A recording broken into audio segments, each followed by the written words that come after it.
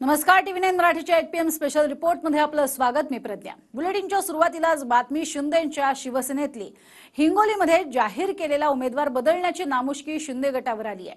हेमंत पाटील यांची उमेदवारी शिंदे गटानं रद्द केली आहे, तर यवतमाळ वाशीमध्ये भावना गवळींचा पत्ता कट झालाय। गवळींऐवजी हेमंत पाटील यांच्या पत्नीला तिकीट देण्यात आलंय। पाहूया TV9 चा स्पेशल रिपोर्ट।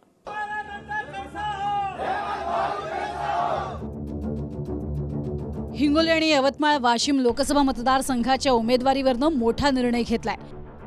हिंगोलीमध्ये हेमंत पाटलांची जाहीर उमेदवारी रद्द झाली असून त्यांच्या जागी बाबूराव कदम कोहळीकर यांना तिकीट देण्यात आलंय।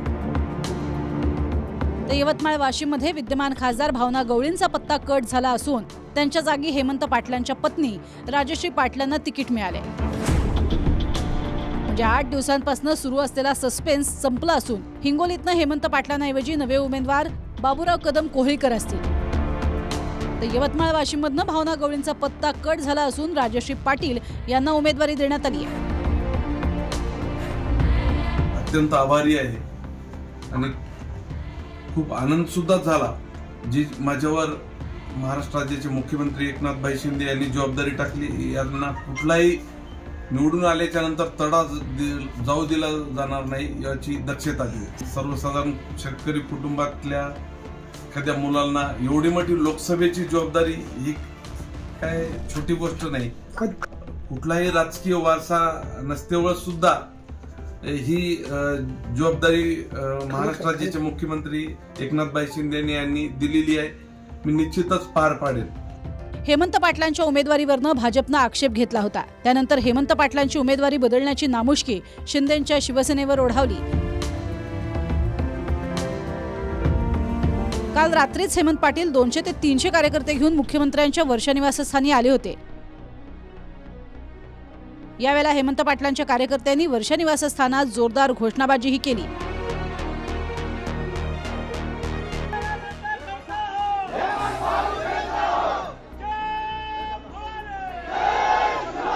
जगातला एक हळदी प्रकल्प या हिंगोली जिल्ह्याला आणल्यामुळे अनेकांच्या पोटात पोटसूळ उठलेला आहे। त्यामुळे त्यांच्या विकासाला कुठेतरी खच्चीकरण करण्याचा प्रयत्न विरोधी पक्षातले काही करत असतील तर त्यांना मुख्यमंत्री महोदय हे हेमंत भाऊवर कुठल्याही प्रकारे अन्याय होऊ देणार नाहीत, त्यांची आम्हाला शाश्वती आहे। शिवसेनेचा हा सुरुवातीपासून बालेकिल्ला आहे आणि दुसरी गोष्ट आमच्या बोटाला धरून भाजपा मोठी झालेली आहे हिंगोली जिल्ह्यामध्ये लोकसभा विधानसभा लोकसभा मतदारसंघामध्ये। तर ह्यांनी असं कटकारस्थान करायला नाही पाहिजे। खासदार हेमंत भाऊ पाटील यांनी मराठा आरक्षणासाठी तिथं राजीनामा दिला होता। परत दिल्लीमध्ये उपोषणाला बसले होते। तो राग मनामध्ये धरून हे बीजेपी सरकार जाणून बुजून हेमंत भाऊचं तिकीट कापत आहे। म्हणून मला सांगायचं आहे की शिंदे साहेबाला आपल्याला विनंती आहे की हेमंत भाऊ यांना तिकीट देऊन आम्हाला मराठा समाजाला सहकार्य करायचे।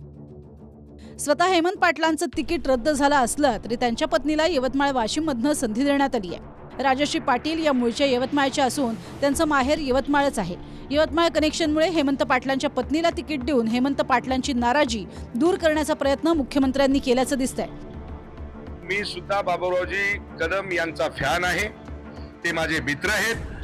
ज्या वेळेस तुम्हाला सांगतो बाबूरावजी मला भेटतात त्या वेळेस मी तुम्हाला सांगतो हर भाषणामध्ये माझी क्लिप बघा। ज्या ठिकाणी व्यासपीठावरती बाबूरावजी असतात त्या व्यासपीठावरती हा संतोष बांगर शिवसेनेचा जिल्हा प्रमुख म्हणून मी म्हणतोच शांता गेली शालू गेली आता कुणाचं नाव आला बाबूराव।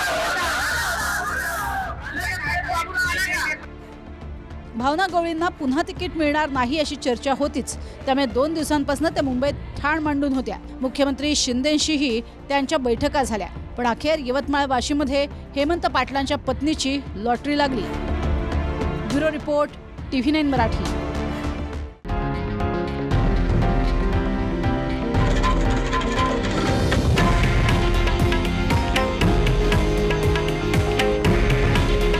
हे आहे देशातील नंबर 1 न्यूज नेटवर्क आणि आपण पाहत आहात TV9 मराठी। काळजी तुमची, हित महाराष्ट्राचं।